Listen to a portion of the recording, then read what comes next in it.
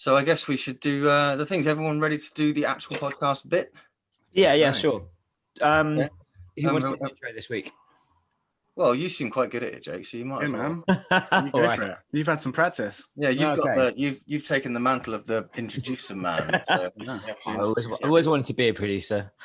Welcome everybody. Welcome to episode 3 of the original Trilogy podcast. I'll let my hosts introduce themselves. Hi, my name's Gaz Brookfield. Hello, I'm B-Sydes or Ben. And who are you, other person introducing? And I'm Jake Martin. And this week's topics are the good, the bad, and the ugly. Cue the jazz music.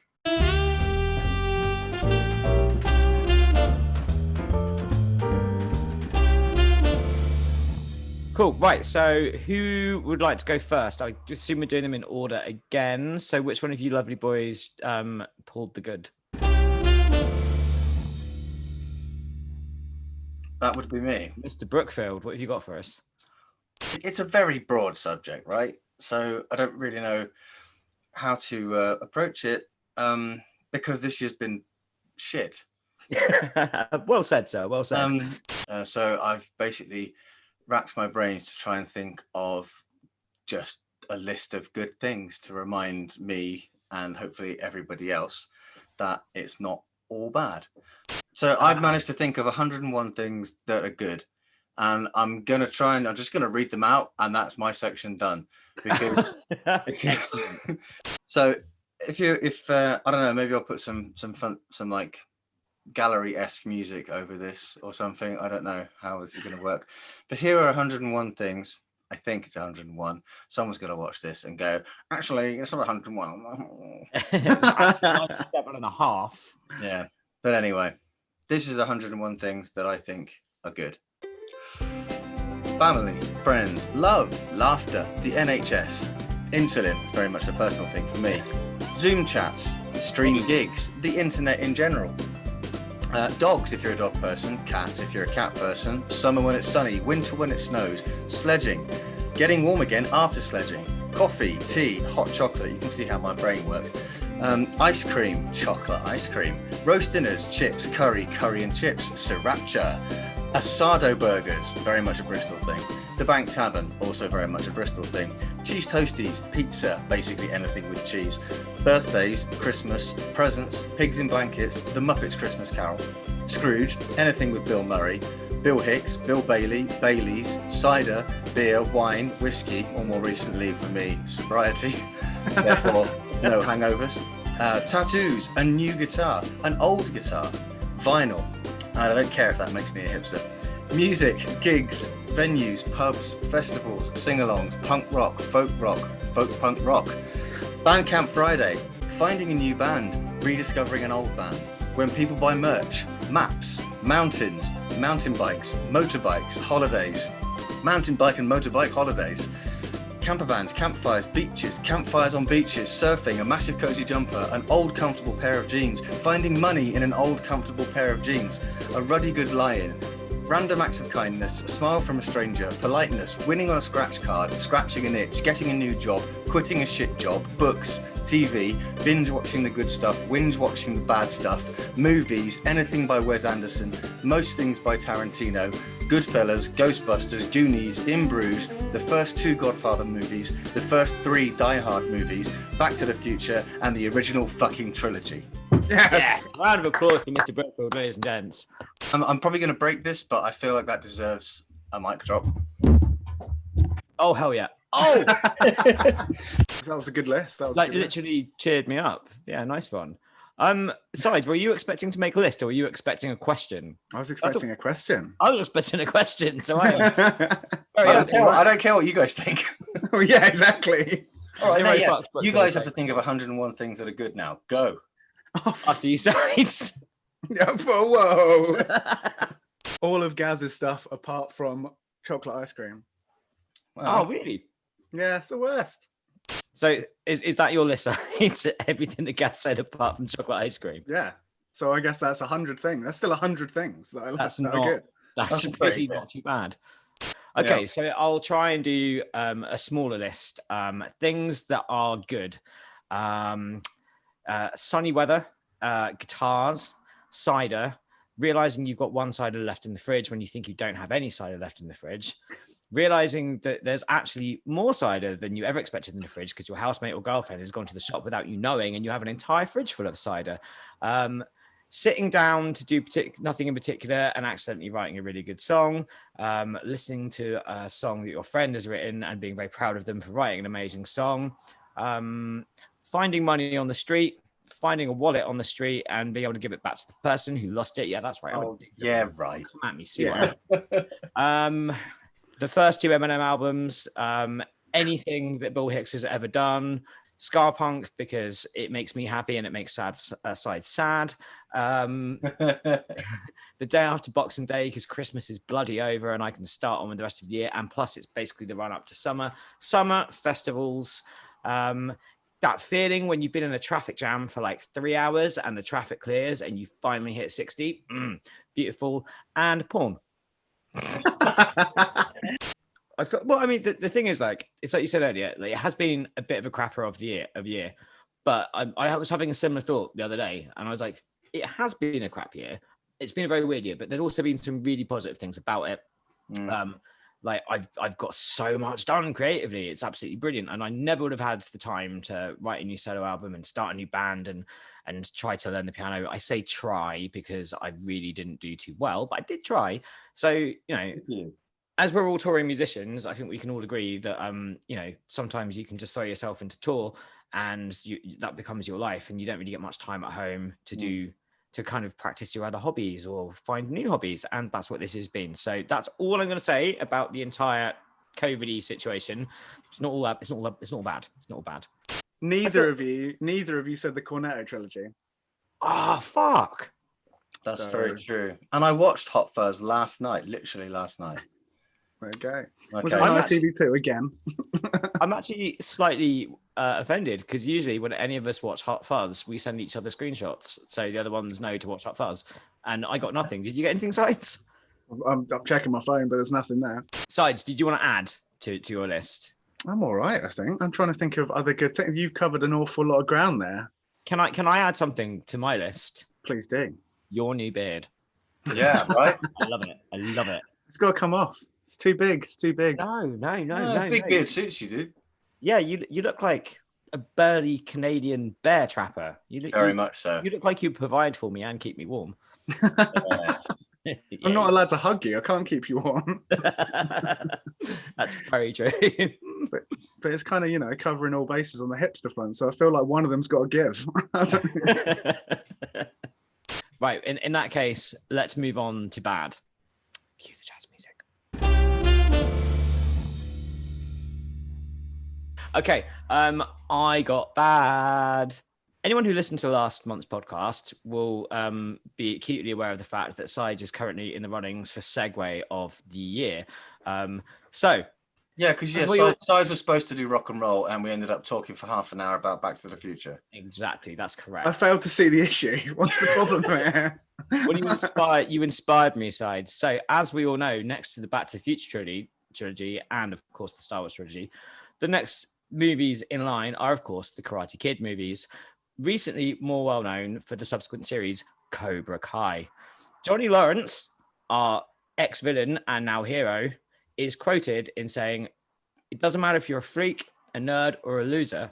All that matters is that you become badass." So my question to you boys is, you have to pick one person or character, fictional or real, from the universe that you think is truly badass. Gaz? God damn you, man. Yeah, before you said me. That's hard. Mm-hmm. Shit. Wow. Tell you who I think is badass. And there was one particular moment when his badassness was particularly badass. And that is Walter White from Breaking Bad. And there's that first moment when he sort of, he has to do, for those of you who've not seen Breaking Bad, where have you been? But also spoilers. There's a bit where he gets a chemical compound of some description and squishes it together in his hand and chucks it at a bad drug dealer guy and blows up an entire building or entire floor of a building. And he looks secretly sort of happy with himself, like yes, Yeah. I have become badass. I've been pushed around my whole life as this nerdy teacher guy. No, that's the lesson on why not to bully people, because they might grow. They might start growing meth or cooking meth and start killing people. Apart from 24, I think Breaking Bad was the first season that I ever binge watched, and I think it was probably for a lot of people. 24 and maybe Breaking Bad were the sort of first instances of people buying DVD box sets back before streaming services existed. I have to admit, I've never actually sat down and watched 24, and I know that I should, because like it gets referenced in so many things that I like, and so many people whose kind of opinions I respect absolutely love it. And also another Kiefer Sutherland. badass. Yeah, another badass, Kiefer Sutherland. Oh my God, Kiefer Sutherland in Lost Boys is just they're only noodles, Michael. They're only noodles. Yeah. I can't beat your bike, man. You don't need to beat me. You just need to keep up. Oh God. So anyway, that's mine, Jake. That's mine. I'm gonna go with Heisenberg. He's my badass. What you got, Mr. Sides? Well, as we're the original Trilogy podcast, did you mention that in your films when you started? I think we should go with Han Solo. It's been an absolute badass, and he's got a great arc as well. But every time he's on screen, he's a badass. You know, even getting frozen in carbonite looks like a badass. And although I was against the prequel, this prequel film, I thought it was actually pretty decent. I thought it was watchable, and then obviously he had his kind of redemption at the end when he came back. In the is it a Force vision? How does he? I can't remember how he comes back. I'll get told off for Cal when he listens to this. Oh man, it's been a while. Because is it a Leia's projection? I don't know. I did the two newer ones, the ones that were all a big muddle because of the director issues they had, were just sort of lost in my brain as one mess of crap. Still, that was such a badass moment, because like I don't know how that didn't get spoiled before I saw it in the cinema. That nobody said that he was in it for that little moment. And I know, like, you know, it's probably like people put it down to fan service or whatever, but I thought that was a lovely moment. Han is the badass. Han is exactly. Wish you were, for sure. Punch it, Chewie. I was also a big fan of Buck Rogers as a kid growing up. And I feel like the character of Han Solo and Buck Rogers, even kind of the way they look, is quite similar. It's that kind of space cowboy thing. And the two things that I loved as a kid were space and cowboys. So give me a space cowboy. Literally just started singing to my head. The Buck Rogers movie, the sort of, was it 70s or 80s, that it had that robot that went biddy biddy biddy biddy biddy, didn't it? Yep. Yeah, and it was proper. Now I need to rewatch that, because it was, I bet it's as bad as people remember it. Oh man, I bet that's not aged well. But it's probably bad good, like Flash Gordon or something. Do you know what I mean? Like it's superb in its shitness. You reckon we could like insert like here just a really quick clip of the intro? Probably not without paying royalties of some kind, but yeah, we'll give it a go and see if the video gets pulled. I think if it's less than 30 seconds, you don't have to pay for it. I'm not sure. Well, you've kind of buggered me up a little bit, Sides, because I was going to go with Yoda, because he is clearly a badass, because he's tiny, and then he's tiny, he's old, he's frail, and then beginning to see why you're relating, Jake. Hey, green, hairy, but then there's a certain aspect of like a wise old samurai to him, and then in I think it's Attack of the Clones where we see him fight Count Dooku. Do you not like that scene? I mean, okay, I don't think it was shot very well because that entire movie it looks like a computer game. So horrible CGI, isn't it? Yeah, it's a stupid cartoon. Anyway, I'm not going to go for Yoda because I'm going to steer away from the Star Wars thing because Sides has already been there. So my backup will be Bill Hicks. Bill Hicks was a badass. Yes, he was quite awkward and geeky, but I think Bill Hicks was a badass for different reasons other than being like a big kind of burly badass. He was doing stuff on the Iraq War well before anybody else. He was very honest with his politics. He said a lot of stuff that got him into a lot of trouble. His Letterman show that he recorded was taken off air. Was made very famous in the States. The man spoke his mind instead of going for the money. Massive respect. And he dressed in all black, came onto rock and roll music and played the guitar. What more do you want? The man was an absolute badass. He just happened to be very funny. Died at 34, but looked well into his 40s because he lived hard, man. Yeah, I mean, like he got because he got really into obviously acid and mushrooms and stuff, and sensory deprivation was a thing he used to do quite a lot. But apparently, when he was younger and before he kind of got into the drugs and smoking weed and stuff, he was. I think it's probably in one of the same documentaries or an autobiography I had. But apparently, he would drive his friends insane. He would just make up random characters. And like if he was at a dinner party or a friend's birthday party, he would just turn up as a character for no particular reason. But a lot of them would be very offensive characters. So he'd be like, "Today I'm Tourette's boy," and just turn up to his friend's house and scream at people for ages. So yeah. Like I mean, the guy was completely. Like we were talking about Hunter S. Thompson last month, and I think Bill Hicks kind of goes into that category of like very very true to himself and his politics. Clearly had a very good time when he was around, and just generally a cool guy. So Bill Hicks is one of my badass heroes for sure. That's good. That's bad. Sides, you get ugly. All right. Well, yeah. It's a weird topic to kind of skirt around. It took me ages to come up with something for this. But yeah, I found a quote from Oscar Wilde, who said, "Fashion is a form of ugliness so intolerable that we have to alter it every 6 months." So bearing in mind that, what would you say is the most horrendous fashion fad? I mean, I think for me, I would have to say shell suits. I remember growing up. That is good. There was that phase where I had a shell suit. I had one too. If you didn't have the England football kit shell suit, you were just getting mugged on the school bus. Oh, I didn't have that. I had like a cheap one from the market. Oh, the walking fire hazard. Absolutely. Yeah. So horrible. And they were so noisy, and I don't understand why they were allowed to happen.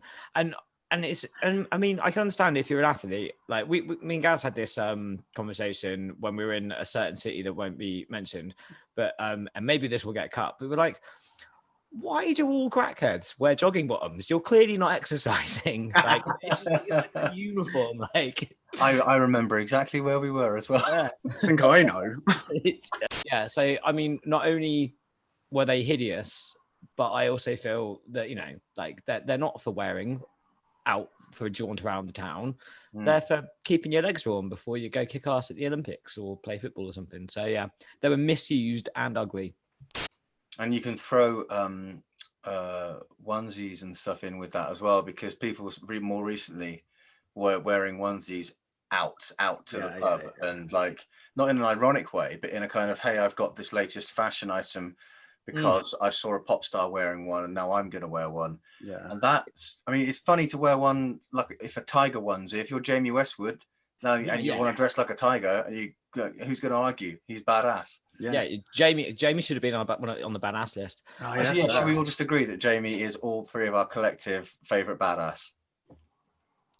Who hasn't gone into like their local kind of off-license stroke newsagents like really early in the morning and seen a bunch of students that haven't gone to bed still up from their party, all in onesies, because apparently you have to. It's like a rite of passage as a student. Apparently, like you have to go into the shop looking like an absolute bellend.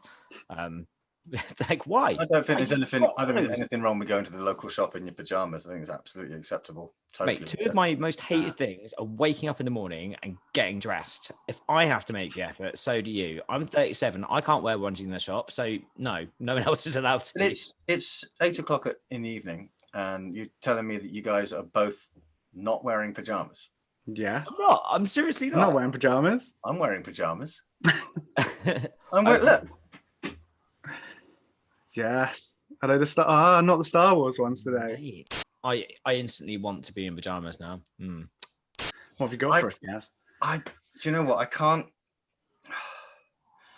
help but feel that the incredibly well manicured short back and sides with a quiff and a very well manicured and oiled beard, that look with, I don't know, when it was people who were into rock and roll dressing like that, it was okay somehow.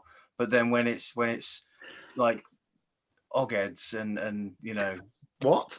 Lads, that kind of, okay. when they start dressing like alternative people with, you know, growing beards out, and like, because in the last few years or so, the beard has become the fashion accessory.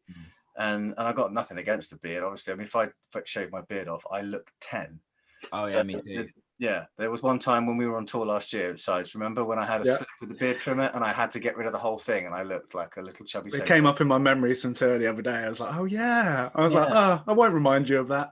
No, it's fine. But like with all three of us, where there's a scruffy beard and then there's a well manicured. I spend 2 hours in the morning oiling and trimming and shaping of the eyebrows and everything. And I mean, if that's what you want to do, fine. But just for me, it's daft.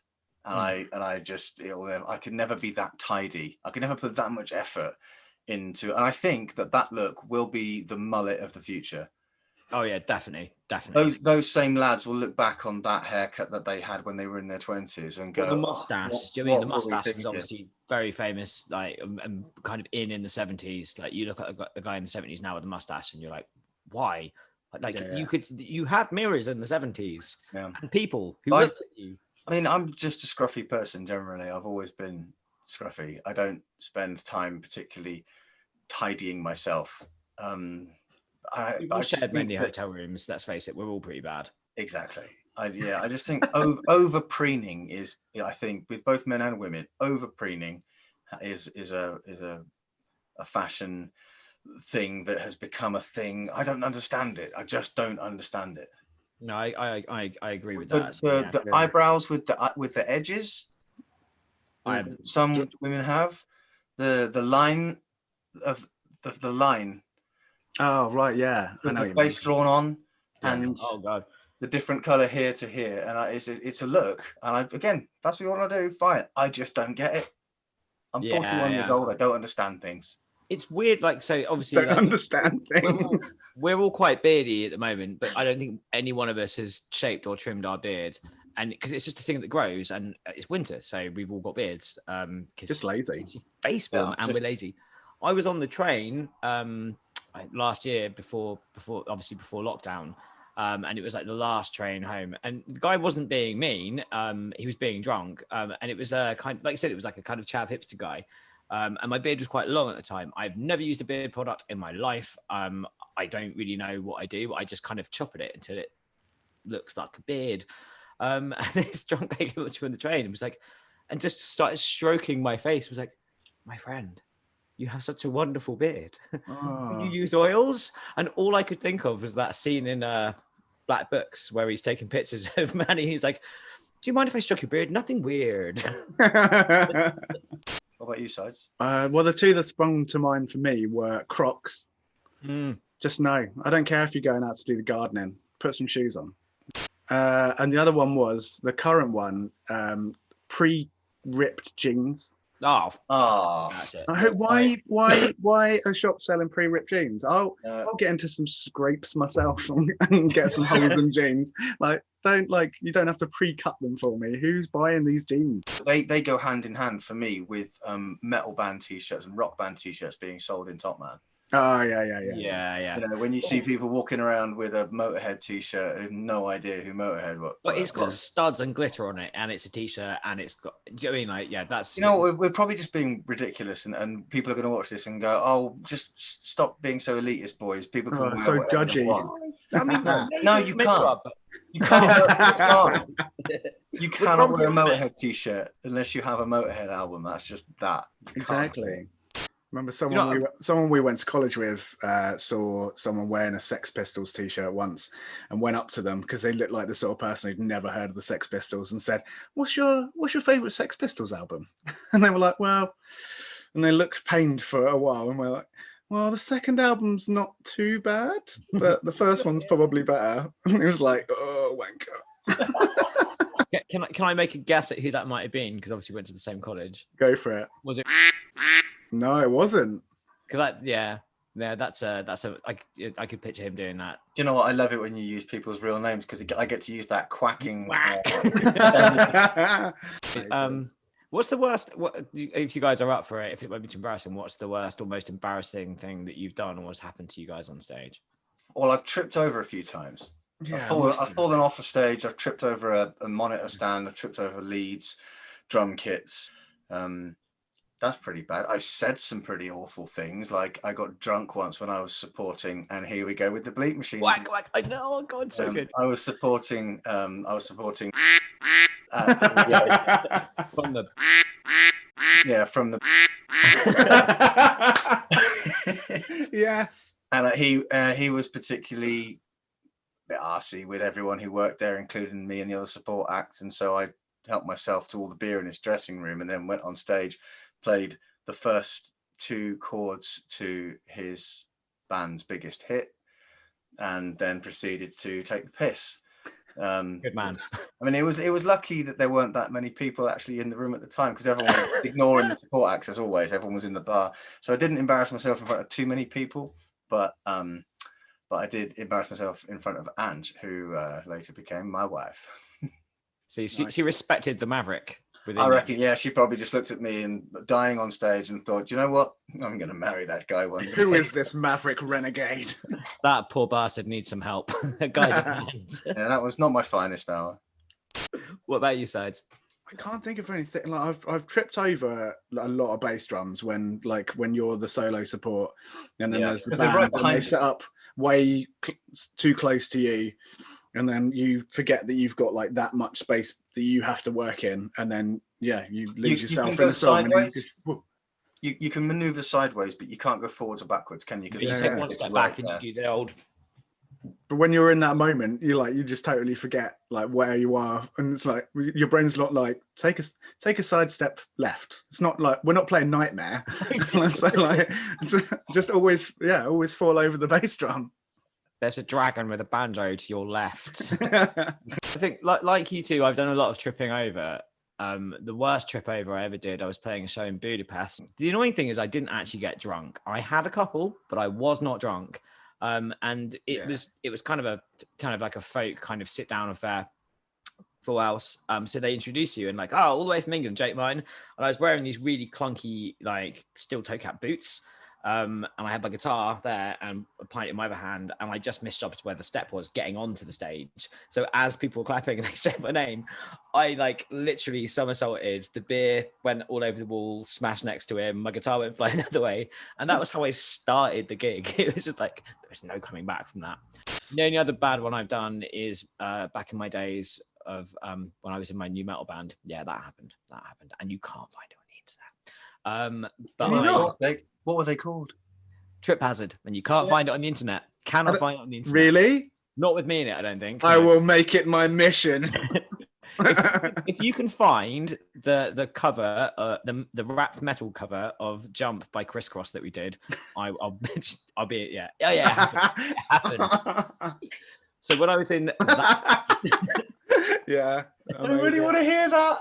Yeah, I've got it. I'll send it to you. I'll do it straight after the podcast. Please do. Fantastic, It's please. on. Yeah, I was like 17 at the time, so I was not sober when I played this gig. I was freaking out because everybody had grown an extra head on their shoulders, and the other head was angry and eating all the good heads. It was horrific. It was Fear and Loathing Las Vegas 101, and I remember kind of zoning out to this, and my singer leaning over and be like, Jake, what are you doing? What's wrong? And I remember thinking, oh God, have I been standing here? Have I been talking out loud? Did they hear me? Shit. So I thought, cover it up, bit of a stage dive. And I forgot that I was on the edge of the stage and I was standing behind a hung speaker. So I ran, I jumped, knocked myself out on the speaker, grabbed my head open and woke up kind of floating around. So yeah, those are my probably 2 worst ones. So quickly, before we end, I think that's because we've ended up naturally talking about our gigs. Quickly then, your good, your bad, and your ugly gigs. Which was your best, worst, and ugliest gig? Oh, good. It was probably like some of the shows last year on tour. Like Nottingham was like absolutely amazing last year. It was an incredible show. Just everyone was in from the word go, and it was just one of those times where you just don't want to leave the stage. Just absolutely amazing. Oh, bad. We played a show together, Jake, supporting.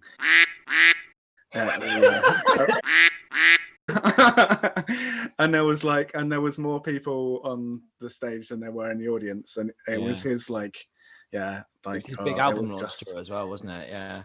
Oh, it was Somebody was in a bad mood about just that. super awkward. So that's probably the ugly one. But bad. I mean, we've all had our fair share of bad shows. Actually, bad show played at like, I got booked for like this little mini like day festival, but then it turned out to be more of like a fete when we turned up. It was like super local. They often are, yeah. In the fen somewhere, and I didn't even get announced correctly. When I went on stage, they announced me as Big Sky. Oh my God. Big stuff. Yeah, it's great. Yeah, If you think we're not going to call you that from now on, you're sorely mistaken. Yeah, you kind of buggered up there, buddy. No Big Sky. My good would be Nottingham as well, actually. Nottingham Rock City with Ferocious Dog sold out. I've always wanted to play Rock City because obviously Kurt Cobain's been on that stage, and so many of my heroes. And there was a little moment.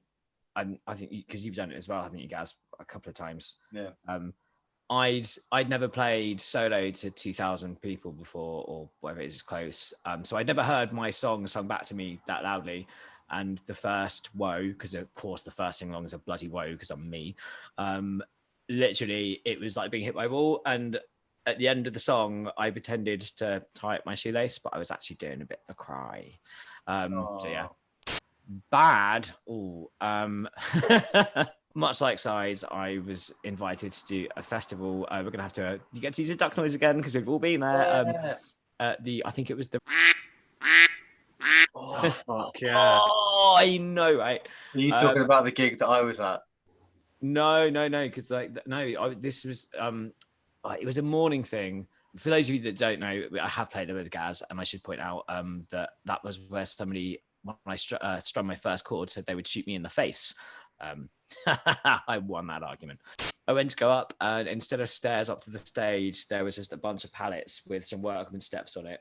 And I noticed that the monitor was on its end, so I went over and turned it over and positioned it in front of me. And the guy came over and he's like, "Oh mate, I wouldn't bother with that. That doesn't work. That's just there for show."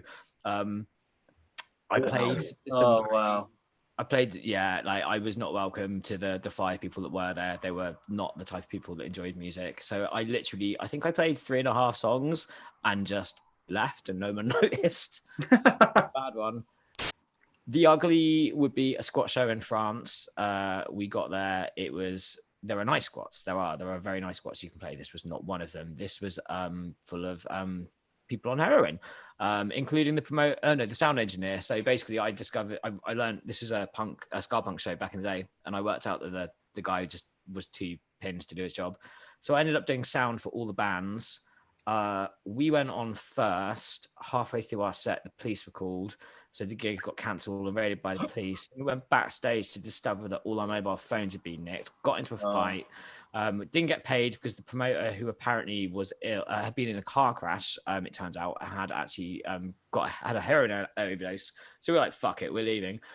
We got into the van to drive back to the ferry, and there was a football riot and some other political things going on. And the Arc, that big roundabout, was basically just covered in fire and flares, and we had to drive through a riot with people banging on the van and setting off fireworks at us, and it just wasn't fun.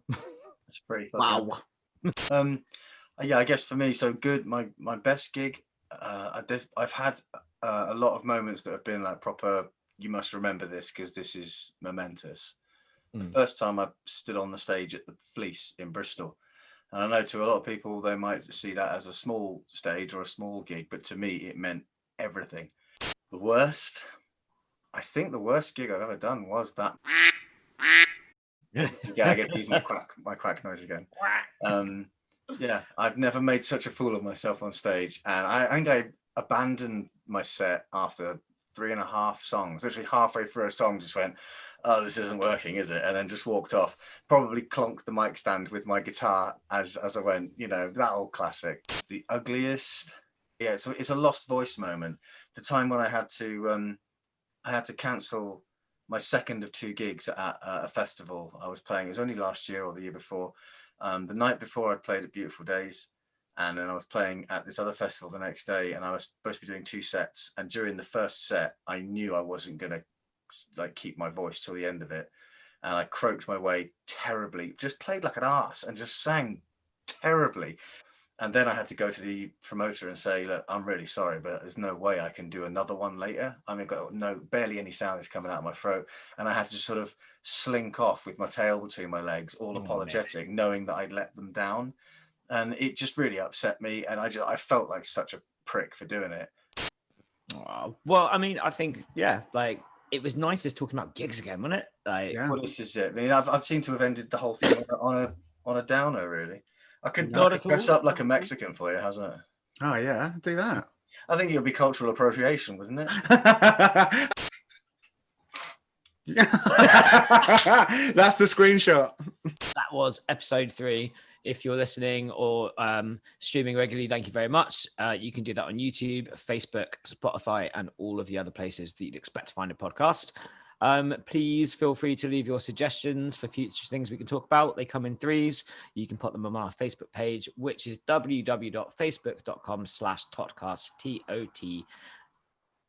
TOTCAST. I know how to spell. He's good, isn't he? He's good at this. Oh, yeah. Is this the last one before Christmas? Oh, I think we should do a Christmas one, don't you? All right. Yes. I'm talking Christmas jumpers. I'm talking carols. I'm talking the full works. Which carol? Gordon. Ladies and gentlemen of the audience, Christmas related topics, things that come in 3s to do with Christmas, please leave them on our Facebook page. Thank you very much for joining us. Before we do the wave and cue the music, Jake, I would just like to say how lovely it is to see and talk to you both again. It is absolutely wonderful, as always, guys. Yeah, it's been emotional. Yay. Right, and you pricks, I'll see you later. Awesome. All right. Bye. Bye.